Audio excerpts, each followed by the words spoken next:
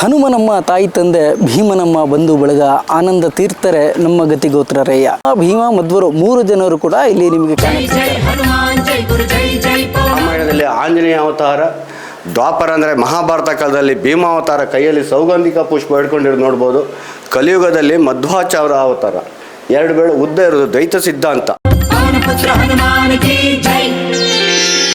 ಸುತ್ತ 5 ಪ್ರದಕ್ಷಿಣೆಗಳನ್ನ ಹಾಕಬೇಕು.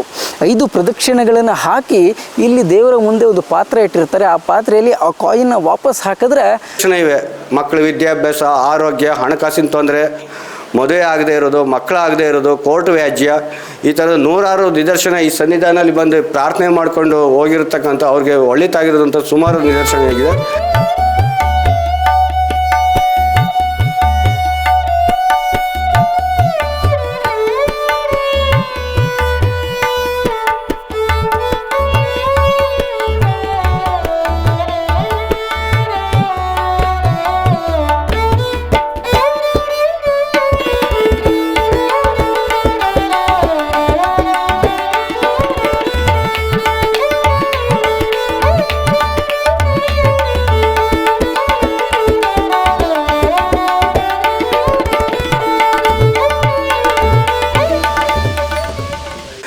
ಮದ್ದೂರಿನ ಶ್ರೀ ಹೊಳೆ ಆಂಜನೇಯ ಸ್ವಾಮಿ ದೇವಸ್ಥಾನ, ಮಂಡ್ಯ ಜಿಲ್ಲೆ.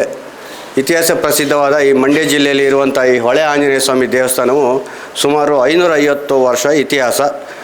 ಶ್ರೀಪಾದರಾಜರು ಮತ್ತು ವ್ಯಾಸರಾಜರಿಂದ ಪ್ರತಿಷ್ಠಾಪಿಸಲ್ಪಟ್ಟಂಥ ಮುಖ್ಯ ಪ್ರಾಣದೇವರು. ಇಲ್ಲಿ ಆಂಜನೇಯಂದು 3 ಯುಗದಲ್ಲಿ 3 ಅವತಾರ ಅಂತ ಹೇಳ್ತಾರೆ. ತ್ರೇತ, ದ್ವಾಪರ, ಕಲಿಯುಗ.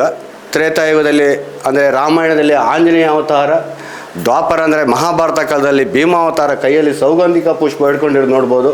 ಕಲಿಯುಗದಲ್ಲಿ ಮಧ್ವಾಚಾರ್ಯ ಅವತಾರ, 2 ಬೇಳೆ ಉದ್ದ ಇರೋದು ದ್ವೈತ ಸಿದ್ಧಾಂತ. ಹನುಮ, ಭೀಮ, ಮಧ್ವ 3 ಅವತಾರವನ್ನು ಒಂದು ಶಿಲೆಯಲ್ಲಿ ನೋಡ್ಬೋದು ನೀವು. ಬೆಂಗಳೂರಿನಿಂದ ಸ್ವಲ್ಪ ದೂರದಲ್ಲಿರೋ ಮದ್ದೂರಿನ ತಾಲೂಕಲ್ಲಿದ್ದೀವಿ, ಮಂಡ್ಯ ಜಿಲ್ಲೆಯಲ್ಲಿ ಬರುತ್ತೆ. ಈ ಊರಲ್ಲಿ ಒಂದು ನದಿ ಹರಿಯುತ್ತೆ. ನದಿ ಪಕ್ಕದಲ್ಲಿ ಒಂದು ಆಂಜನೇಯ ಸ್ವಾಮಿಯ ದೇವಸ್ಥಾನ ಇದೆ. ಅದಕ್ಕೆ ಈ ದೇವಸ್ಥಾನಕ್ಕೆ ಹೊಳೆ ಆಂಜನೇಯ ಸ್ವಾಮಿ ದೇವಸ್ಥಾನ ಅಂತ ಕರೀತಾರೆ. ಈ ಪ್ರಾಣದೇವರನ್ನ ಇಲ್ಲಿ ವ್ಯಾಸರಾಯರು ಪ್ರತಿಷ್ಠಾಪನೆ ಮಾಡಿದ್ದು. ಹೇಗೆ ದೇಶದ ಎಲ್ಲ ಕಡೆ ಪ್ರಾಣದೇವರು ಅಂದರೆ ಆಂಜನೇಯ ಸ್ವಾಮಿನ ಪ್ರತಿಷ್ಠಾಪನೆ ಮಾಡಬೇಕು ಅಂತ ಏನು ವ್ಯಾಸರಾಯರು ಪಣ ತೊಟ್ಟಿದ್ರು, ಅದರಲ್ಲಿ ಒಂದು ಪ್ರಾಣದೇವರು ಇಲ್ಲಿ ಕೂಡ ಪ್ರತಿಷ್ಠಾಪನೆ ಮಾಡಿದ್ದಾರೆ. ಇಲ್ಲಿ ಬರುವಂಥ ಭಕ್ತಾದಿಗಳಿಗೆ ಒಂದು ದೇವಸ್ಥಾನದ ಕಡೆಯಿಂದ ಒಂದು 4 ಆಣೆ ಕೊಡ್ತೀವಿ. ಅದ್ರ ಜೊತೆಗೆ ಅವರು ತಮ್ಮದೇ ಆದಂಥ ಒಂದು ದುಡ್ಡು, ಒಂದು ನಾಣ್ಯ ಅಥವಾ ಒಂದು ನೋಟನ್ನು ಕೈಲಿ ಹಿಡಿದುಕೊಂಡು ದೇವಸ್ಥಾನಕ್ಕೆ ಒಂದು 5 ಪ್ರದಕ್ಷಿಣೆ ಹಾಕಿ ಏನು ಅವರ ಕಷ್ಟ ಕಾರ್ಪಣ್ಯ ಅಂತ ಏನು ಕೇಳಿ ಅಲ್ಲಿ ಒಂದು ಮುಂದ್ಗಡೆ ಬೌಲ್ ಇಟ್ಟಿರ್ತೀವಿ.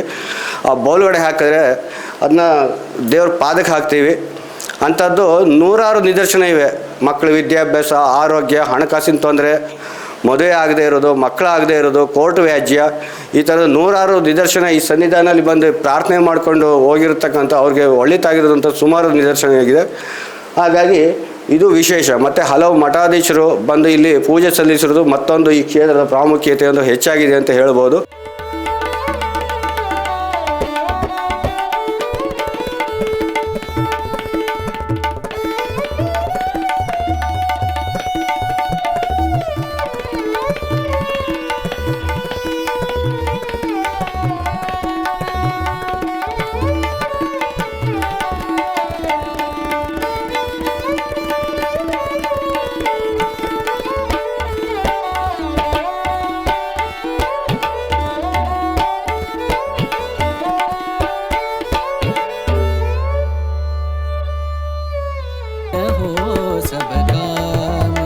भजले राम नाम सुख धाम, भजले राम नाम सुख धाम.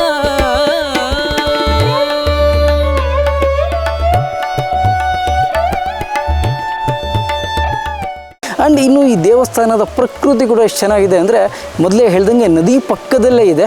ನಿಮಗೆ ಸ್ವಲ್ಪ ದೇವಸ್ಥಾನದಿಂದ 100 ಮೀಟರ್ ಮುಂದಕ್ಕೆ ಹೋದರೆ ಒಳ್ಳೆ ಗಾಳಿ ಬೀಸ್ತಾ ಇರುತ್ತೆ, ಒಳ್ಳೆಯ ನದಿ ಇದೆ. ಆ್ಯಂಡ್ ದೇವಸ್ಥಾನದ ಮುಂದೆ ಬೃಹತ್ 2 ಮರಗಳಿವೆ. ಹಾಗಾಗಿ ನಿಮಗೆ ಪ್ರಕೃತಿಯ ಸೌಂದರ್ಯ ಕೂಡ ಇಲ್ಲಿ ಸಿಗುತ್ತೆ, ಮನಸ್ಸಿಗೆ ಶಾಂತಿ ಕೂಡ ಸಿಗುತ್ತೆ. ನೀವೇನೋ ಬೆಂಗಳೂರಿನ ಸುತ್ತಮುತ್ತ ಇದ್ದರೆ ಕೇವಲ 1 ಗಂಟೆಗಳ ಜರ್ನಿ. ಸಂಡೇ ಯಾವ ಟೈಮಲ್ಲಿ ಬಂದರೂ ಇಲ್ಲಿ ಅಷ್ಟು ರಶ್ ಆಗಿರಲ್ಲ. ಆರಾಮಾಗಿ ನೀವು ದೇವರನ್ನ ದರ್ಶನ ಮಾಡಿ ನಿಮ್ಮ ಒಳ್ಳೆಯ ಟೈಮ್ನ ಇಲ್ಲಿ ಫ್ಯಾಮಿಲಿ ಜೊತೆ ಕಳಿಬೋದು. ಈ ಥರದ ಮತ್ತಷ್ಟು ಅಪ್ಡೇಟ್ಸ್ಗಾಗಿ ನಮ್ಮ ಚಾನಲನ್ನು ಫಾಲೋ ಮಾಡಿ. ಈ ದೇವಸ್ಥಾನದ ಲೊಕೇಶನ್ ನಿಮಗೆ ಬೇಕಾದರೆ ಡಿಸ್ಕ್ರಿಪ್ಷನ್ ಹಾಕಿರ್ತೀವಿ. ಈ ವಿಡಿಯೋ ನಿಮಗೆ ಇಷ್ಟ ಆದರೆ ಬೇರೆಯವ್ರಿಗೆ ಅವ್ರಿಗೆ ಶೇರ್ ಮಾಡಿ.